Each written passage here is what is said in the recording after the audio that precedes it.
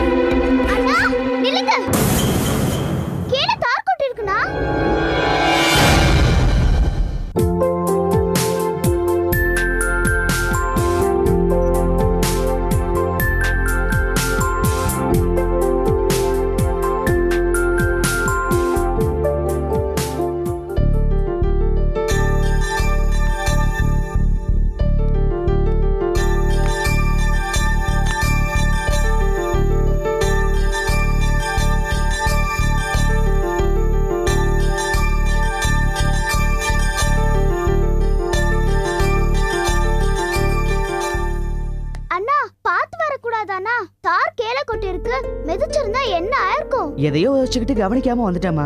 ரொம்ப நன்றி. இது ரோட போடுறவங்க யோசிக்கவே மாட்டாங்கண்ணா. தார் கீழே கொட்டி இருக்குல்ல, அத சுத்தம் பண்ணிட்டு போலாம்ல. அவங்களுக்கு வேலை முடிஞ்சா சரி, யார் எப்படி போனா என்ன? பாப்பா, இந்த சின்ன வயசுலயே இவ்வளவு பொதுநலத்தோட பேசுறியே, ரொம்ப ஆச்சரியமா இருக்கு. உன் பேர் என்ன பாப்பா?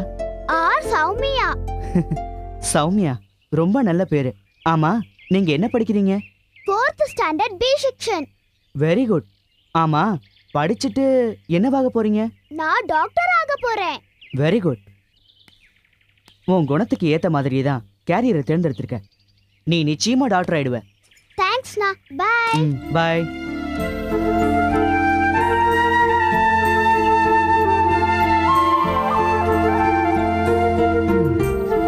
இந்த குழந்தைக்கு நல்ல மனசு.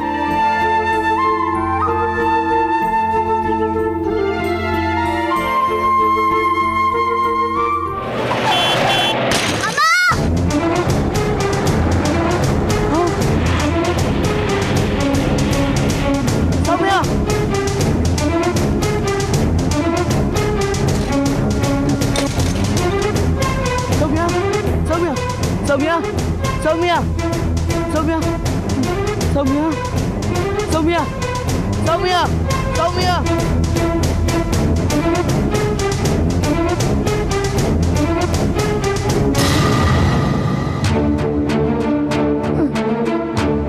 ஐயோ, போச்சு.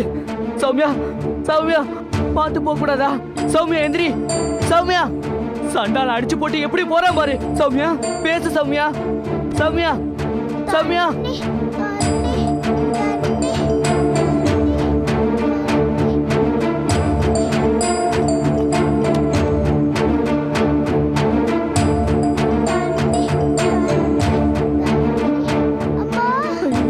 கடவுளே, தண்ணி கேட்க போவேன். சௌமியா, சௌமியா, சௌமியா, சௌமியா, சௌமியா, சௌமியா, சௌமியா, பேசு. சௌமியா, சௌமியா, சௌமியா, சௌமியா, சௌமியா, சௌமியா, சௌமியா, சௌமியா, சௌமியா, சௌமியா, சௌமியா.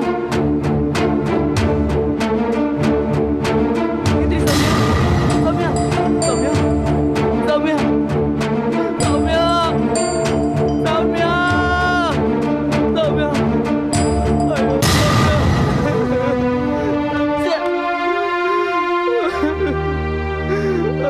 சௌமியா, சௌமியா, சௌமியா, சௌமியா, சௌமியா, சௌமியா, பேசு. சௌமியா, பேசு. ஐயோ, ஐயோ, இந்த அப்படி சக்தி இல்லையே. சௌமியா, சௌமியா, பேசு சௌமியா.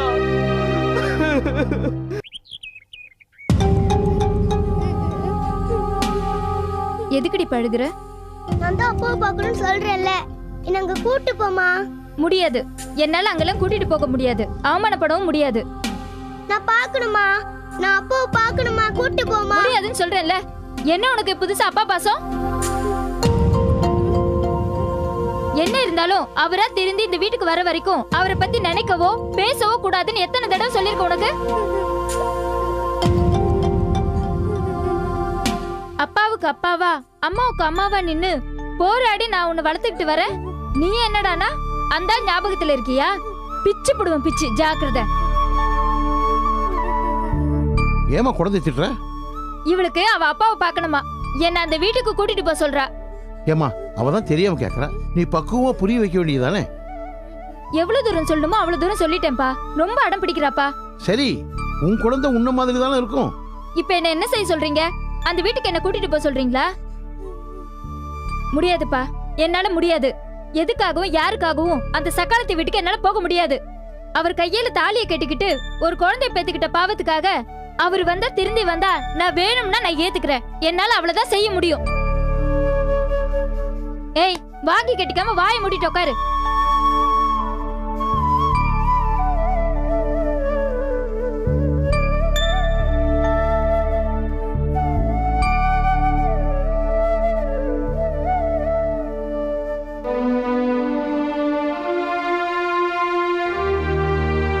இவர் ஏன் இப்படி சோகமா உட்காந்துருக்காரு?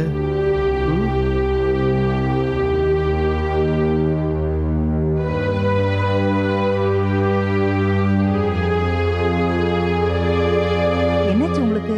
ஏன் இப்படி உட்காந்துருக்கே? என்னன்னு சொல்லுவோம் முடியும்? என்னன்னு சொன்னாதானே தெரியும். தெரிஞ்சு என்ன ஆக போகுது? முதல்ல தெரியட்டும், அதுக்கப்புறம் என்ன பண்ணலாம்னு யோசிப்போம். காயத்ரி அவங்க அப்பாவை பார்க்கணும்னு அழறா. அதுக்கு பானு அவளை திட்டுறா. ஆஹா, குழந்தை தன்னோட போராட்டத்தை ஆரம்பிச்சிட்டாளா?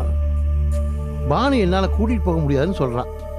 காயத்ரி போயே ஆகணும்னு அழறா. இவங்களுக்கு நடுவுல நான் யாருக்கு என்ன சொல்ல முடியும்? அதனாலதான் விதியேன்னு நான் உட்கார்ந்துட்டு இருக்கேன். கஷ்டம்தான், பாவம். இதுக்கு நீங்க என்ன செய்ய முடியும்? இதை நினைச்சா மனசெல்லாம் வலிக்குது முகி. முகி, அன்னைக்கு போட்டு கொடுத்திய ஒரு சர்பத், அது மாதிரி ஒரு சர்பத் போட்டு தரையா? அதை குடிச்சா தான் மனசு கொஞ்சம் ரிலாக்ஸா இருக்கும். ஆ, அன்னைக்கு போட்டு கொடுத்த சர்பத் மாதிரியா? ஆமா, அதேதான். ம்ஹும். என்ன நடந்தாலும் சரி, இனி எந்த மாதிரி சர்பத்தும் உங்களுக்கு கிடைக்காது. டீ காஃபி வேணும்னா கேளுங்கோ, போட்டு தரேன். ஏன் முகி நம்ம கேட்டு சர்பத்தை போட்டு தர மாட்டாங்களா?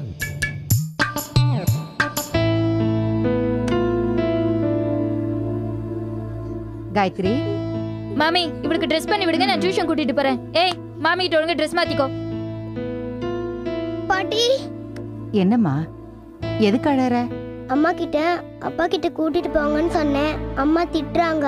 என்னம்மா நீ புரியாத குழந்தையா இருக்க? அம்மா கிட்ட போய் அப்பா பார்க்கணும்னு சொல்லலாமா? நான் அப்பாவை பார்க்கணும். அப்பாதான் உன்னை இங்க வரக்கூடாதுன்னு அன்னைக்கே சொன்னார்ல. அவங்க சொன்னா சொல்லட்டும் பாட்டி, நான் அப்பாவை பார்க்கணும் பாட்டி. அப்படியா? கிருஷ்ண வனிதாமணியை மறக்கணும்னா நாம உடனடியா அவளோட துணியை வச்சு பூஜை பண்ணணும். பூஜை பண்ணணும்னா துணி வேணும். துணி எடுக்க நாம அங்க போகணும். குழந்தைய சாக்கா வச்சு நாம அங்க போய் துணியை எடுத்துட்டு வந்தா என்ன? என்ன பாட்டி சொல்லுங்க, நான் அப்பாவை பார்க்கணும் பாட்டி. காயத்ரி, கண்டிப்பா நாளைக்கு நாம உங்க அப்பாவை பார்க்கறோம். நிஜமாவா பாட்டி? நிஜமா? பாட்டினா பாட்டினா. குழந்தையோட இந்த பாசத்துக்காகவாவது வனிதாமணியை கிருஷ்ணன் கிட்ட இருந்து பிரிச்சு பானுவோட சேர்த்து வைக்கணும்.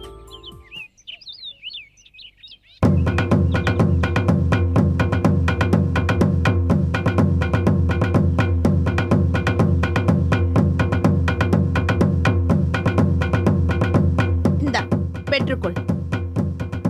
இந்த கனியை கொண்டு போய் உன் பூஜை அறையில் வைத்து காலையிலும் மாலையிலும் இருவேளையிலும் தவறாமல் ஒரு மண்டலத்திற்கு பூஜை செய். கோவித்துக் கொண்டு போன உன் கணவர் பூஜை முடிவதற்குள் கோவத்தை விட்டு விட்டு உன்னை நாடி வருவார். ரொம்ப சந்தோஷமா இருக்கு மாதாஜி. அதே மாதிரியே செஞ்சிடறேன். நலம் உண்டாகட்டும். போயிட்டு வா.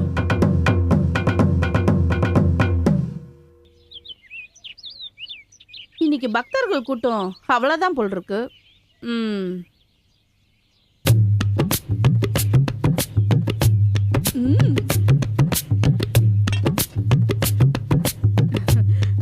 நல்ல வசூல் போல் இருக்கு.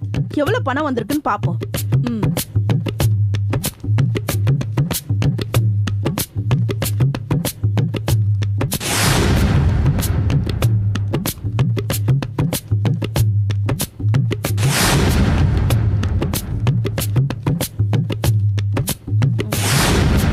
ஐயாயிரம் 5050.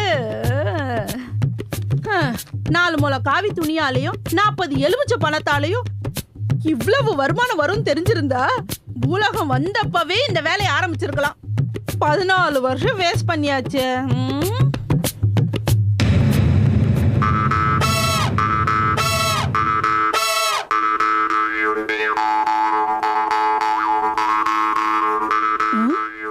யார் இவங்க இப்படி வந்து நிக்கிறாங்க? இவங்களும் ஏதோ சாமியார் போல தெரியுறாங்களே.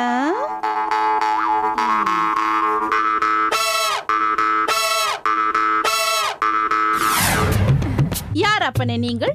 அதேதான் நாங்களும் கேக்குறோம். எங்க பொழப்புல மண்ணள்ளி போடுறதுக்கு நீ யாரு? என்னது, உங்கள் பிழைப்பில் நான் மண்ணள்ளி போட்டனா? எவ்வாறு? ஆமா, ஏதோ பக்கத்து தெருவுல உட்காந்து குறி சொல்லி 4 காசு சம்பாரிச்சுக்கிட்டு இருந்தோம். எப்ப நீ இங்க உட்காந்து குறி சொல்ல ஆரம்பிச்சியோ அப்பவே ஒரு பயிலும் எங்க கிட்ட வர்றதில்ல. எங்க வருமானமும் கெட்டு போச்சு. உண்மையான தெய்வ சக்தி எங்கே இருக்கிறதோ அங்கே பக்தர்கள் நாடி வருவது இயற்கைதானே. உங்களிடம் கூட்டம் வரவில்லை என்றால் அதற்கு நான் என்ன செய்ய முடியும்? இந்த கதையெல்லாம் நம்ம கிட்ட நடக்காது. ஒழுங்கு மரியாதையா ஊரை விட்டு ஓடி போயிடு. இல்ல, குறி சொல்லி சம்பாதிக்கிற பணத்துல பாதியை எங்க கிட்ட கொடுத்துரு. அது ரெண்டுமே நடக்காது. முடியாது, நடக்கணும். நான் தான் முடியாதுன்னு சொல்றேன்ல. விட்டா நீ எங்களுக்கே குறி சொல்ல போல இருக்க. இவ பேச்சுலாம் மசிய மாட்டா. பணத்தை கொடுங்கடா. வேண்டாம், அப்புறம் பின்னாடி ரொம்ப வருத்தப்படுவ. பணத்தை கொடுக்கலன்னா நீ தாண்டி வருத்தப்படுவ. இவகிட்ட என்னடா பேச்சு? பணத்தை கொடுங்கடா. கொடுங்கடா. பணத்தை கொடுனா. உங்க பணத்தை கொடுக்க போறியா இல்லையா? கொடு. பணத்தை கொடு. மரியாதை பணத்தை கொடுத்துரு. விட மாட்டா. பணத்தை கொடுக்க போறியா இல்லையா? யோ யோ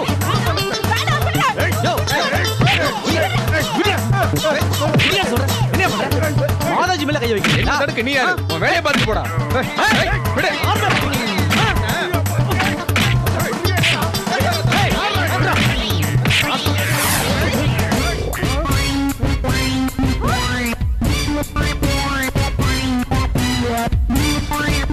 அட பாவி, போலி சாமியாரா நீ?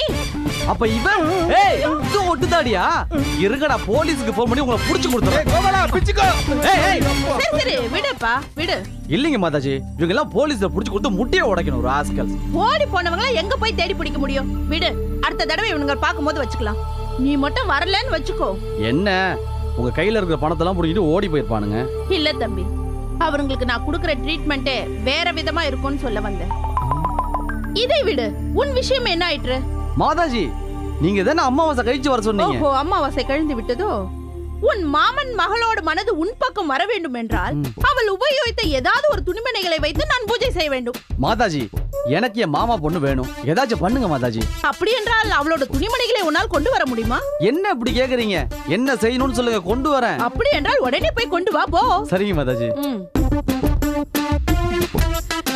பாவம், இந்த பையன் விரும்புற பொண்ணோட இவனை சேர்த்து வச்ச புண்ணியமாவது எனக்கு கிடைக்கட்டும்.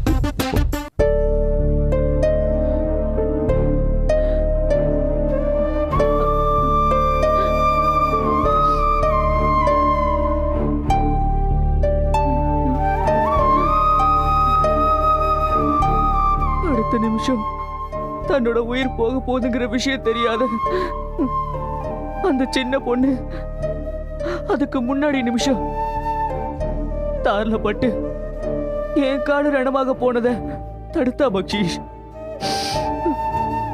அந்த நல்ல மனசுக்கு எனக்கு உதவி செஞ்ச அவளுக்கு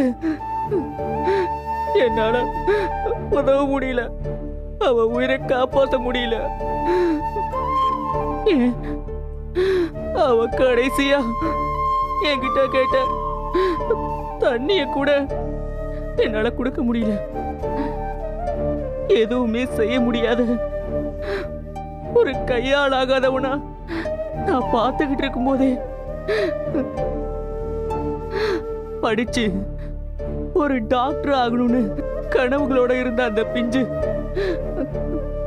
தனக்கு ஒரு மருத்துவ உதவி கிடைக்காமலேயே என் கண்ணு எதிரிலேயே என் மடியிலேயே நான் பார்க்கும்போது உயிரை விட்டுட்டா.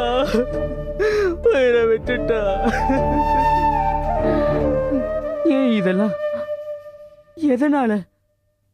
போன உயிரை கூட திரும்ப உடம்புக்குள்ள வச்சனா இன்னைக்கு எந்த சக்தியும் இல்லாம இருக்கிறதுனால தானே என் முன்னாடி போன அந்த உயிரை என்னால காப்பாத்த முடியல. அவ உயிரை மட்டும் காப்பாத்தி இருந்தா அவ டாக்டர் ஆகி எத்தனையோ உயிர்களை காப்பாத்திருப்பா. நான் அவ உயிரை மட்டும் சாக விடல, பல உயிர்களை சாக விட்டுட்டேன். உன் வேதனை எனக்கு புரியுது மூசா.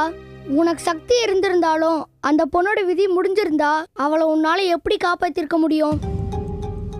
அவளோட விதி முடிஞ்சிருச்சுன்னு உனக்கும் எனக்கும் எப்படி பக்ஷிஷ் தெரியும்? அந்த குழந்தை தான் இறந்துட்டாளே. ஒருவேளை எனக்கு காப்பாத்துற சக்தி இல்லாததால கூட அவ இறந்திருக்கலாமே. இல்ல மூசா, விதி வலியது. அவ பொழைக்கணும்னு இருந்திருந்தா உனக்கு சக்தி இல்லாதப்ப கூட வேற யார் மூலமாவது அவ பொழைச்சிருக்கலாம்ல. உன்னாலதான் அந்த பொண்ணு இறந்தான்னு நீ உன் மேலேயே குற்றம் சுமத்துறதை விட்டுட்டு அடுத்து என்ன பண்ணலாம்னு யோசி. என்னத்தை யோசிக்கிறது? எனக்கு இந்த நிலைமை நீடிக்கிற வரைக்கும் யார் யாரெல்லாம் எந்தெந்த ஆபத்துல மாட்ட போறாங்களோ, நான் யார் யாரெல்லாம் என் கண்ணு முன்னாடி இழக்க வேண்டி இருக்குமோ, அது அந்த கடவுளுக்கு தான் வெளிச்சம்.